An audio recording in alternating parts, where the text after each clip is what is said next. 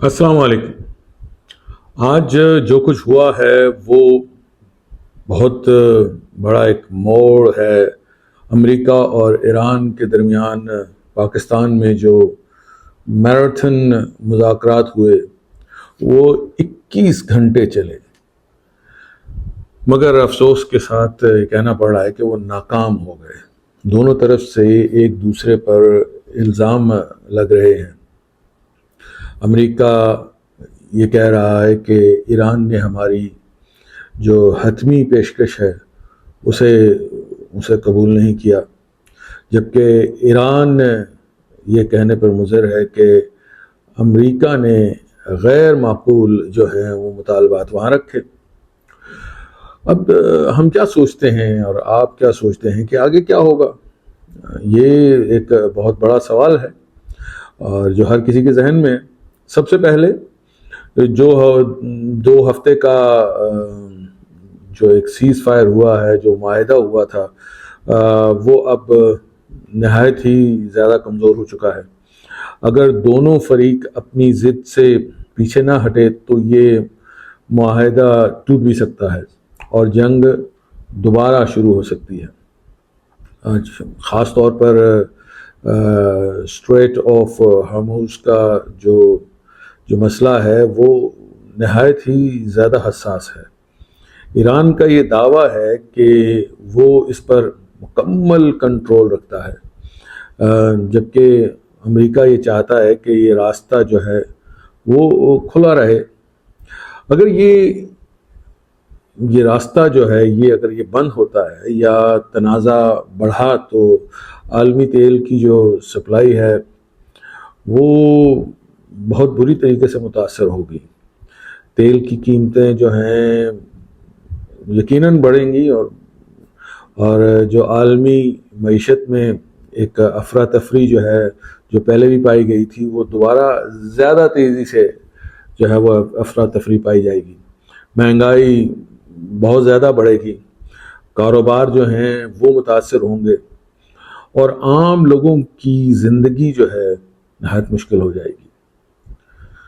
دوسرا بڑا نقطہ ایران کا جو ہے وہ نیوکلیئر پروگرام ہے۔ امریکہ جس طرح جے ڈی وینس نے اپنی جانے والی تقریر میں یہ کہا کہ ایران واضح طور پر وعدہ کرے کہ وہ نیوکلیئر ہتھیار جو ہیں وہ نہیں بنائے گا۔ ایران نے ابھی تک اس پر کوئی واضح یقین دہانی جو ہے وہ امریکی حکومت کو نہیں دی۔ اگر یہ تنازع حل نہ ہوا تو خطے میں نیوکلیئر جو ہے وہ خطرہ جو ہے وہ بڑھ سکتا ہے، جو کہ نہ صرف مشرق وسطیٰ بلکہ پوری دنیا کے لیے تشویش کا باعث ہے۔ اس میں کوئی شک نہیں کہ پاکستان نے بہت اچھی کوشش کی تھی اور مذاکرات کی جو اس کو میزبانی ہے اس کو ایک نہایت ہی مثبت طریقے سے ادا کیا، مگر اب صورتحال جو ہے وہ ایسا لگتا ہے کہ پاکستان کے ہاتھ سے بھی نکل گئی ہے اور شاید پاکستان آگے کچھ ایسا اس میں نہ کر پائے۔ مجموعی طور پر اگلے چند دن یا ہفتوں میں جو ہے وہ صورتحال جو ہے وہ بہت نازک رہے گی اور فوری طور پر تو فائر بندی شاید کچھ دن اور چل ہی جائے، مگر دوستو مستقل امن جو ہے وہ اب بہت دور نظر آ رہا ہے۔ امریکہ اور اسرائیل کی طرف سے نئے دباؤ کی حکمت عملی جو ہے وہ اب سامنے آ سکتی ہے اور یہ بھی ہو سکتا ہے کہ ایران شاید اپنی پوزیشن جو ہے مضبوط رکھنے کے لیے مزید جو ہے وہ سخت رویہ اختیار کرے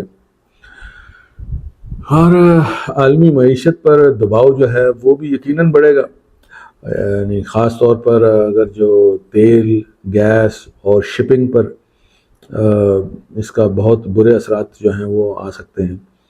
دوستو میں یہ نہیں کہتا کہ جنگ ضرور ہوگی، مگر موجودہ صورتحال سے لگتا ہے کہ امن کی راہ میں ابھی امن کی راہ جو ہے ابھی بہت لمبی اور مشکل ہے.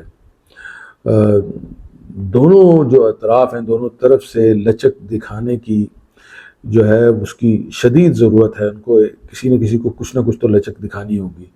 خطے کے دوسرے جو ممالک ہیں، چین، ترکی اور مصر، ان جیسے ملکوں کو بھی آگے آنا چاہیے تاکہ بات چیت جو ہے وہ دوبارہ شروع ہو. اور ہم سب کو دعا کرنی چاہیے کہ اللہ تعالیٰ اس خطے میں امن قائم کرے. جنگ کسی کے لیے بھی اچھی نہیں، نہ ایران کے لیے اور نہ ہی امریکہ کے لیے اور نہ ہمارے خطے کے لیے. اور آپ کے کیا خیالات ہیں اس موجودہ صورتحال کے بارے میں؟ آپ کیا سوچتے ہیں؟ آپ کے خیال میں کیا کوئی مثبت حل ابھی بھی نکل سکتا ہے؟ کمنٹس کیجئے، اپنے خیالات سے آگاہ کیجئے تاکہ ہم ان خیالات کو مد نظر رکھتے ہوئے بھی کوئی اپنی اگلی بات چیت جو ہے وہ شروع کی جا سکے. اپنے آس پاس رہنے والوں کا سب کا بہت سا خیال رکھیے گا.